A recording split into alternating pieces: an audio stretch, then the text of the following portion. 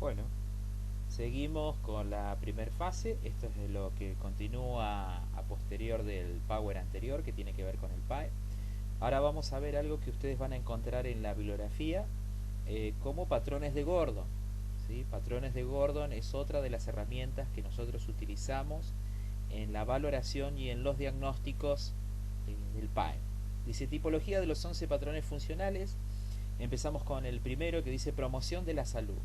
Este patrón describe básicamente cómo percibe el propio individuo la salud y el bienestar y cómo maneja todo lo relacionado con su salud respecto a su mantenimiento o recuperación.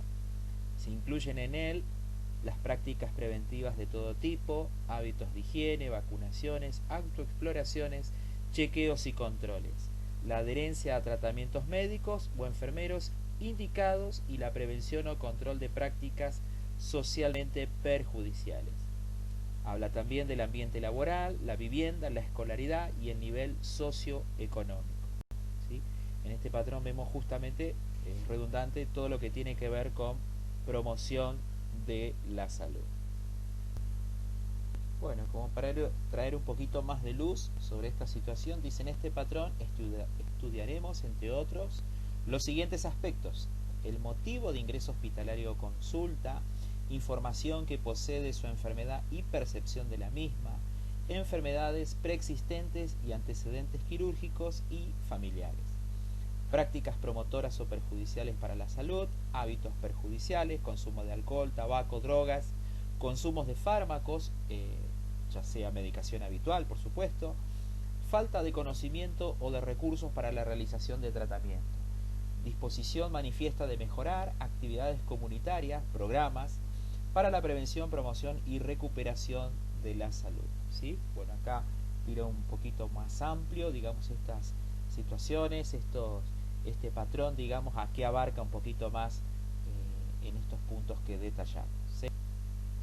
Patrón nutricional. Dice, mediante este patrón se pretende determinar las costumbres del consumo de alimentos y líquidos en relación con las necesidades metabólicas de la persona y las posibilidades de disponibilidad de aquellos. ¿Sí? También se exploran los posibles problemas de su ingesta, se determinan las características y estado de la piel y mucosas, se valoran talla, peso y temperatura en este patrón. ¿Sí? Todo lo que tiene que ver justamente, digamos, con lo nutricional, que es algo de lo que vamos a ver en breve, todo lo que tiene que ver, digamos, con los alimentos y puntualmente con los nutrientes que necesita el organismo.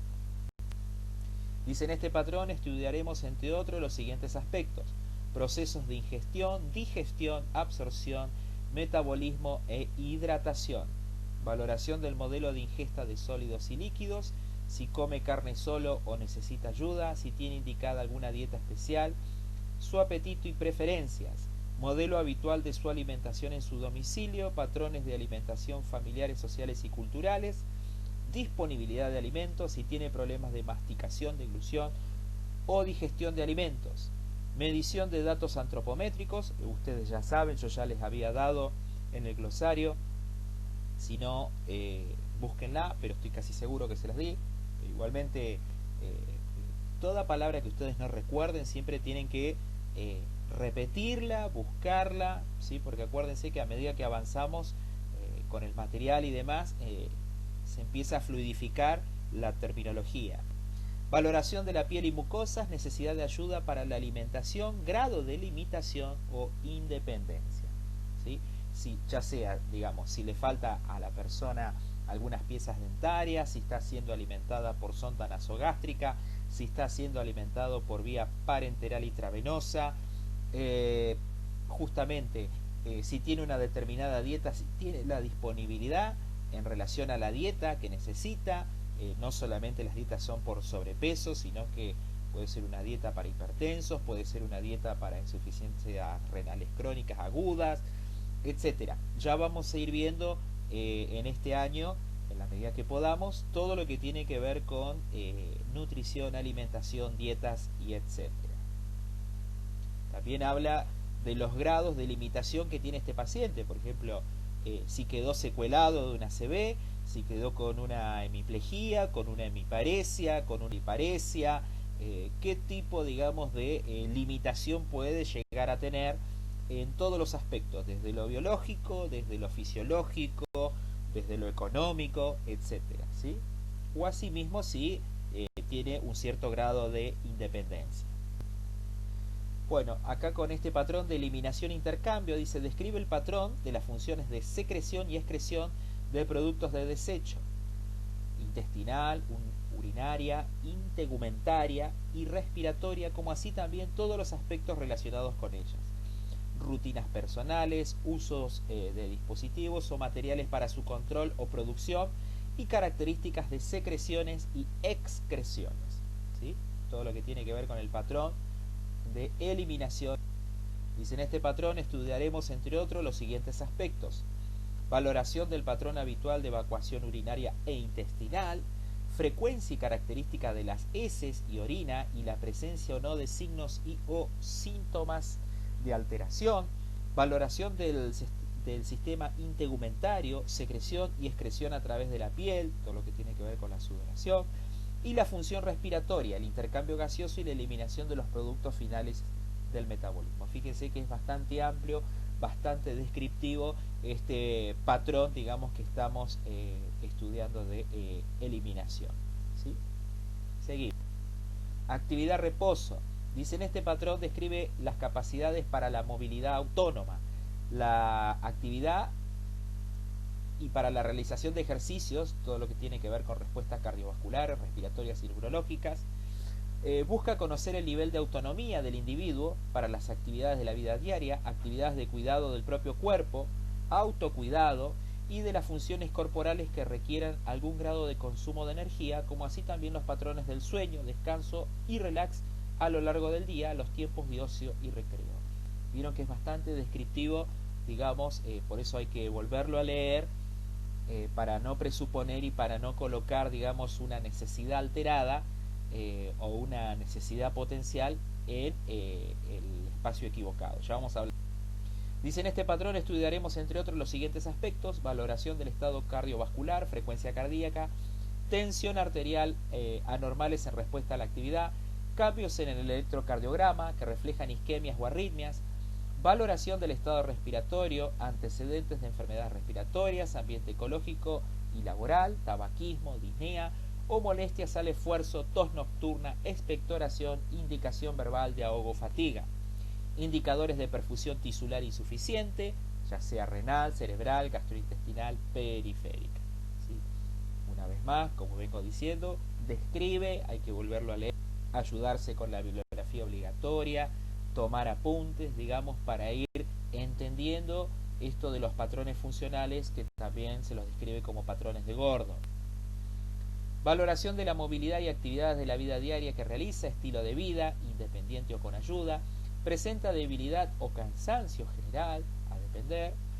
Valoración de signos de sueño insuficiente, nerviosismo, ansiedad, irritabilidad, letargia, apatía, bostezo frecuente, cambios posturales, ¿sí? Cuando hay alguna alteración en el sueño, uno está cambiándose continuamente de lugar para no dormirse, está irritable, a veces se pone letárgico, o sea que cuesta, digamos, obtener esa energía necesaria, digamos, para las actividades cotidianas, cualesquiera que sean. Percepción, cognición. Dice, en este patrón se describe el patrón sensorio perceptual y cognitivo del paciente o del individuo. Se comprueban las capacidades cognitivas relativas a la toma de decisiones, la memoria y el lenguaje. Atención, orientación, sensaciones, percepción, cognición y comunicación. Se observa la adecuación de las funciones visuales, auditivas, gustativas, táctiles, olfativas, sinestésicas, ¿sí? Busquen esa palabrita, busquen todas las palabras que ustedes vean que les cuesta recordar, refuércenla, hay que buscarla, así hacemos todos, ¿sí? Cuando tenemos que fijar algo, lo volvemos a leer. Autopercepción, autoconcepto, describe el patrón de autoconcepto y las percepciones de uno mismo, incluye las actividades del individuo hacia sí mismo, hacia su imagen corporal, su identidad y hacia su sentido general de valía, conciencia del propio ser. Es un patrón de características subjetivas, se necesita de la persona para su informe y realizar un diagnóstico enfermero apropiado, tal cual. uno puede, digamos, por así decirlo, generar un juicio de valores, pero para poder utilizar esta herramienta en esto, puntualmente en este patrón de autopercepción, necesito hacer toda una serie de preguntas direccionadas. Ustedes ya están teniendo esas herramientas, cómo abordar al sujeto en cuestión, cualquiera sea el género o la situación, para valorar este patrón, ¿sí?, de autopercepción, autoconcepto, ¿sí?, en qué grado está, cómo se considera, cuáles son sus necesidades insatisfechas, etcétera. Dice, en este patrón estudiaremos los siguientes aspectos: la ansiedad, temor, impotencia, alteración de la autoestima. Se observa la aparición de signos de ansiedad, angustia, temor, nerviosismo, tensión, inquietud, mareos, insomnio, somnolencia, cansancio. Todo esto se valora y se estudia en este patrón. Dice, se valora el conocimiento y la percepción del sujeto de su enfermedad.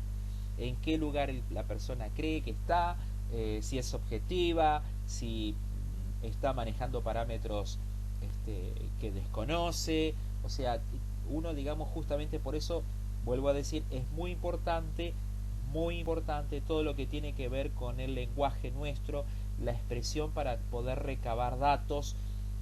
Obviamente que es un entrenamiento, ¿sí? Pero bueno, justamente por eso lo recalco, porque es importante.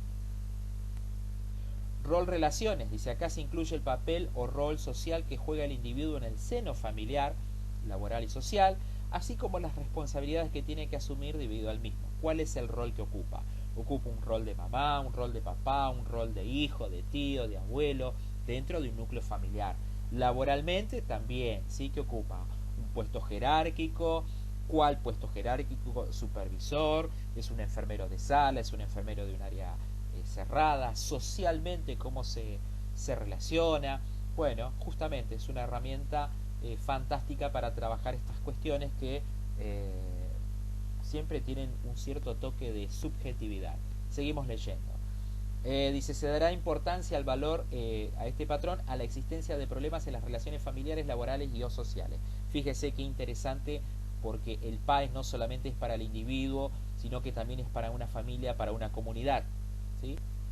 Dice, en este patrón estudiaremos, entre otros, los siguientes aspectos: valoración de la comunicación y patrón de interacción social, ambiente laboral, familiar, social; valoración de cambio de conducta, dependiente, retraída, exigente, manipuladora, pesimista, inapropiada; valoración de la dificultad de la persona para desempeñar el papel, rol, ¿sí?, de cuidar de la familia, como así también la ración familiar por exceso o por defecto frente a la hospitalización del sujeto, ¿sí? Vuelvo a decir, hace un rato yo decía, hablaba un poquito de una palabra que hablaba de lo subjetivo, pero bueno, distintos tipos de personalidades, ¿sí? Hay gente que justamente, como dice ahí, es dependiente, otros son independientes, gente que es retraída, manipuladora, pesimista, inapropiada. Bueno, en los ámbitos laborales encontramos todo tipo de personas, que bueno, que están aprendiendo todo lo que tiene que ver con relaciones interpersonales, desde lo intrapersonal primariamente, ¿sí?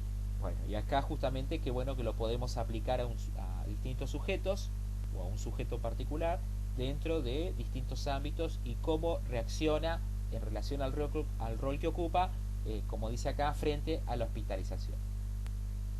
Sexualidad, reproducción, dice, describe los patrones de satisfacción o insatisfacción con respecto a la sexualidad.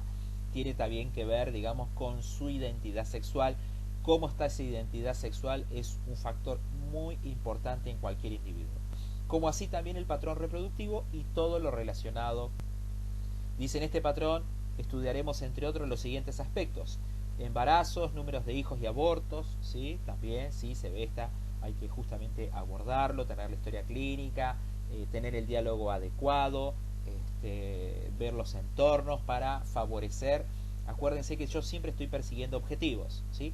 Y bueno, justamente, por eso ustedes saben qué palabras usar para facilitar la comunicación y qué palabras no tienen que usar para obstaculizar, ¿no? Palabras u oraciones. Preguntar si procede y en el momento adecuado por algún trastorno en las relaciones sexuales, ¿sí?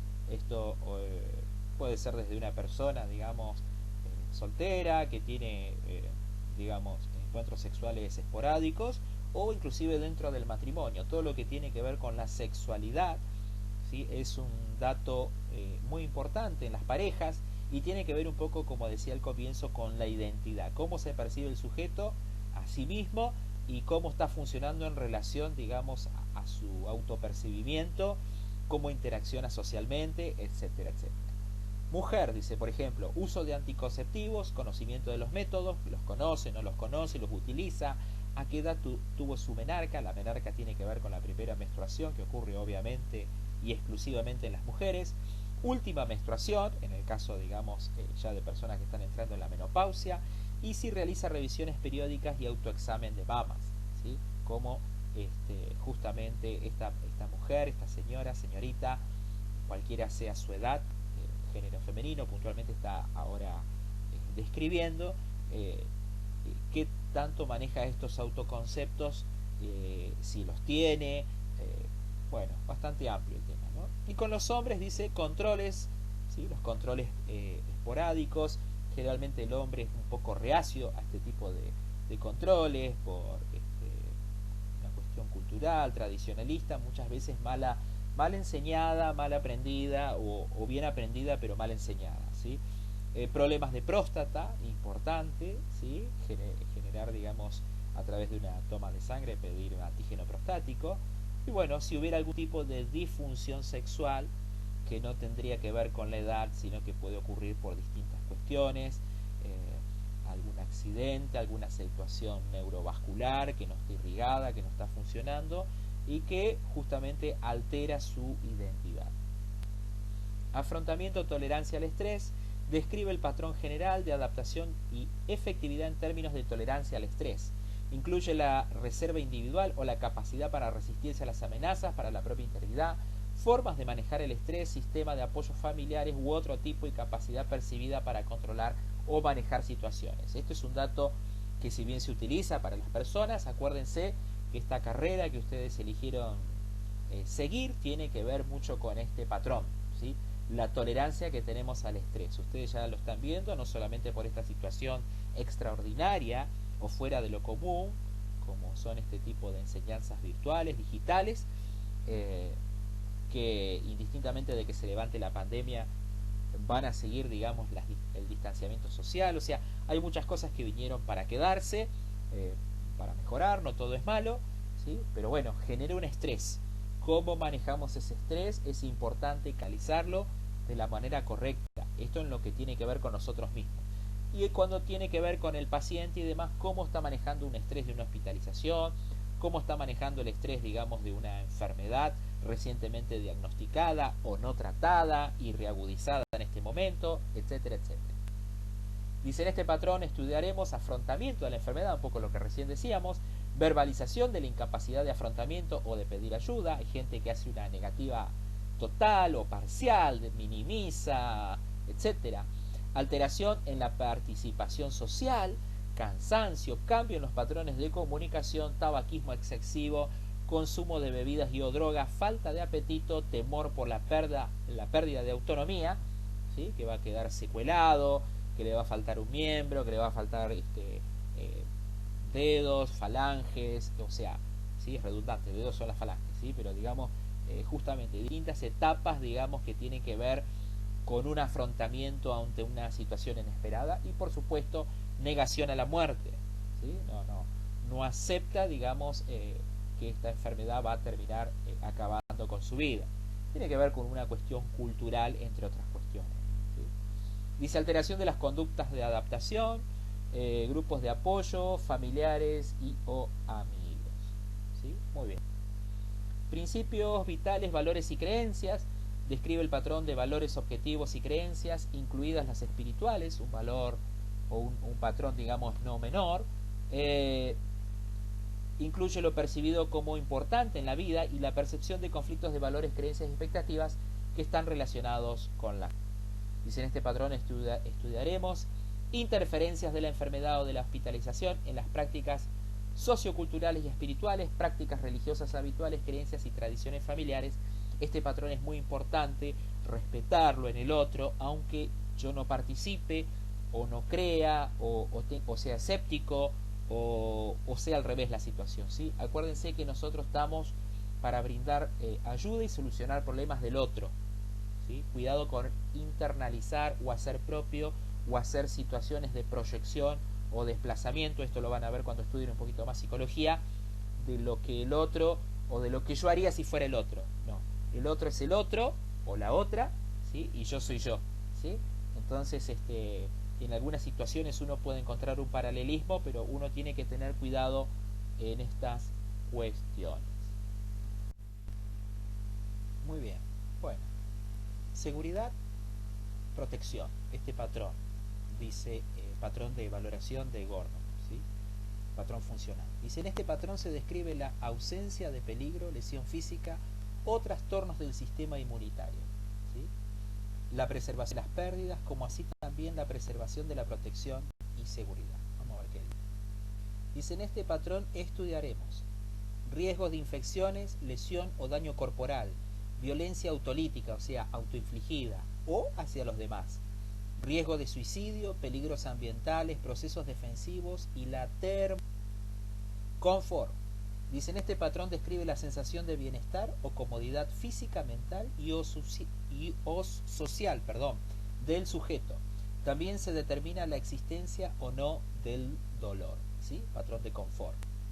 Dice, en este patrón estudiaremos los aspectos relacionados con el confort físico, la sensación o tranquilidad, como así también la ausencia de dolor, el confort ambiental, el confort social, ¿sí?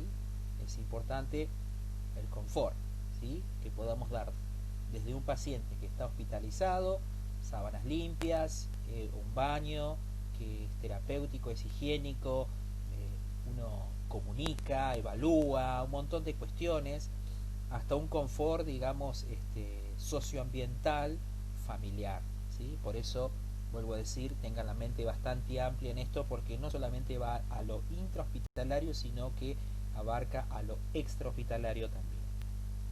Crecimiento, desarrollo, dice, en este patrón se describe la maduración de los sistemas orgánicos, el aumento de las dimensiones físicas y el logro de las tareas de desarrollo acorde a la edad del sujeto cuidado, ¿sí?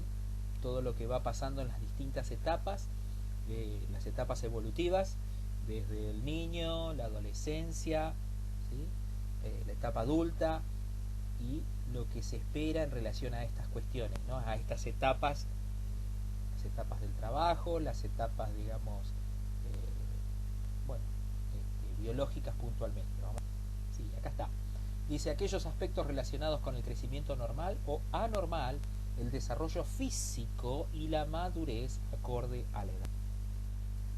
Exploración física. Dice, se determinan los signos vitales, otros parámetros, ¿cuáles? Los datos antropométricos, por ejemplo, ¿sí? Y se examinan todas las regiones del cuerpo. Lo mejor es comenzar la valoración física de forma no amenazadora, ¿sí?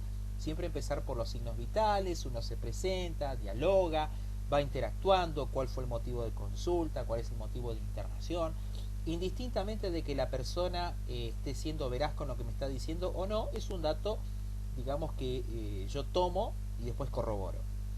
También, digamos, a su manera el paciente se está comunicando, ¿no? Inclusive cuando a veces no nos dice la verdad u omite ciertas cuestiones. Se debe explicar cada paso y continuar hablando durante los mismos. Dice, la exploración física ha de realizarse de forma ordenada y secuencial utilizando las 4 técnicas. Entonces, subrayamos esto, ¿sí? Forma ordenada y secuencial utilizando las 4 técnicas: la inspección, la auscultación, la palpación y la percusión, ¿sí? 4 técnicas fundamentales de exploración. La inspección comienza con el primer contacto con el paciente y continúa durante la obtención de datos. Durante la exploración física se examina visualmente todo el cuerpo del paciente, teniendo en cuenta su estructura y función y prestando atención a las desviaciones o anomalías, ¿sí? Ya sea de un miembro inferior, superior, inclusive, digamos, justamente, digamos, si tiene algún problema ocular, cualquier, digamos, asimetría en relación al otro hemisferio, digamos, del paciente, aquellos pacientes que tienen una ACV y tienen una fascia, tienen una plejía del lado derecho, que puede ser facial solamente, braquial, quiere decir del brazo, crural de la pierna, que es facio-brachiocrural, que solamente es crural, bueno, etcétera. Todo esto va desde la... Muy bien. Dice, se utiliza la visión, la audición y el olfato...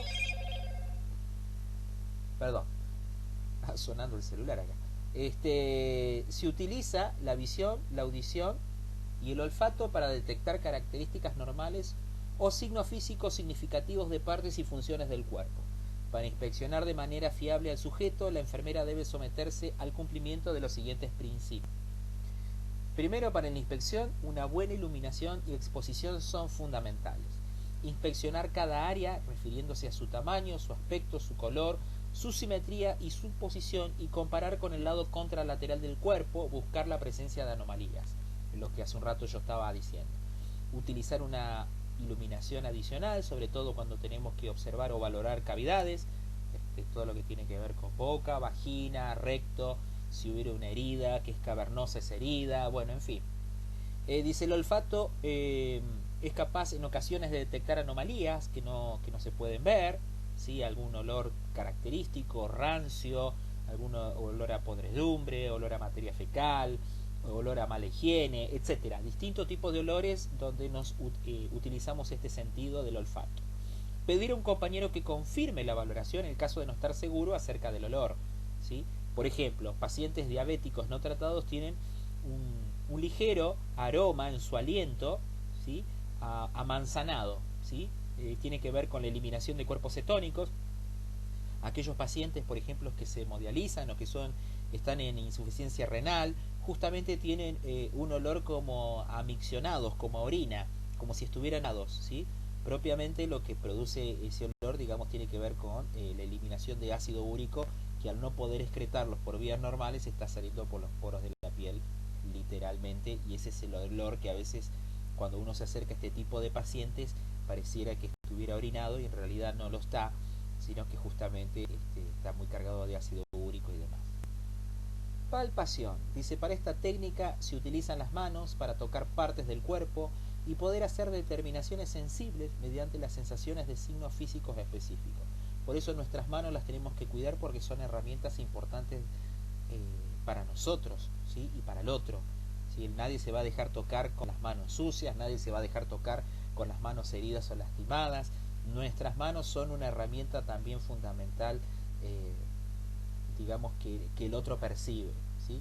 Dice, se palpa la piel para ver su temperatura, humedad, textura, turgencia, sensibilidad y grosor.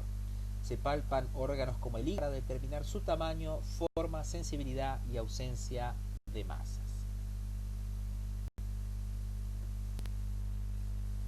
Bueno, seguimos con palpación. Dice, la palpación profunda puede ser con una mano o con dos. Cuando es con dos se llama bimanual. En la palpación bimanual, una mano, que tiene que ver con la mano sensitiva, se posa relajada y con suavidad sobre la piel del enfermo o del paciente. La otra mano, sería la mano activa, aplica presión sobre la mano sensitiva, o sea, una mano arriba de la otra, ¿sí? Utiliza, digamos, para facilitar o tener mayor sensibilidad en el tacto. La mano inferior no ejerce presión directa, de modo que conserva la sensibilidad necesaria para poder detectar las características de los órganos. Obviamente que esto va a meritar una cierta experiencia, pero en algún momento hay que comenzar. Percusión. Consiste en golpear la superficie corporal con un dedo para provocar una vibración que viaje a través de los tejidos corporales. El carácter del sonido determina la localización, el tamaño y la densidad de las estructuras subyacentes para confirmar anomalías valoradas por palpación y auscultación. Utilizamos esta otra técnica que nos ayuda a corroborar que tiene que ver con la percusión. Un sonido anormal sugiere la presencia de aire o líquido dentro de un órgano o dentro de una cavidad. La percusión directa consiste en golpear la superficie corporal directamente con uno o dos dedos. La indirecta se realiza colocando firmemente el dedo medio de la mano no dominante sobre la superficie corporal. La palma y los demás dedos se mantienen separados de la piel y a continuación se golpea con el extremo del dedo medio de la mano dominante. ¿Sí? Ya voy a ver si puedo hacer algún video, mostrar. Igual en la bibliografía algo, ustedes tienen ahí algunas gráficas de para darse un poquito de idea de qué se trata, ya lo vamos a hacer. Espero que a la brevedad vamos a ir practicando todas estas herramientas. Percusión. Dice, la percusión produce 5 tipos de sonidos: timpanismo, resonancia, hiperresonancia, matidez, submatidez. ¿Sí? Bueno, hay una tabla que está en la página 307 en la bibliografía física. Dentro de la bibliografía digital también está, ¿sí? Hay que buscar un poquito, hay que ver de qué se trata, los diferentes sonidos que se produce con la percusión. Auscultación, dice, es escuchar los sonidos que se producen en distintos órganos del cuerpo con objeto de detectar posibles alteraciones. Algunos sonidos pueden percibirse con el oído desnudo, otros mediante un estetoscopio. La enfermera deberá adquirir destreza en la misma. ¿Sí? Todo obviamente amerita una cierta destreza, pero acá está, ¿sí? No solamente utilizamos el estetoscopio para hacer simplemente, digamos, un control de signos vitales, sino que también ocultamos otras partes del cuerpo. Dice, se anotan las siguientes características: frecuencia o número de ondas sonoras, intensidad, calidad, duración. La olfacción, bueno, tira otra tabla en relación a la bibliografía física, ustedes búsquenlo en la digital. La olfacción ayuda a detectar serias anomalías no reconocidas por otros medios, ¿sí? Muchas veces, ¿sí?, el tener mal aliento se llama halitosis, con H, ¿sí? ¿Por qué viene esa halitosis, digamos? Porque hay una mala higiene bucodental, porque hay una obstrucción a nivel intestinal. Justamente también ayuda, por ejemplo, en el caso de los etilistas, uno percibe que esa persona pudo haber llegado a consumir alcohol o algún otro tipo de sustancia solamente a través de la olfacción.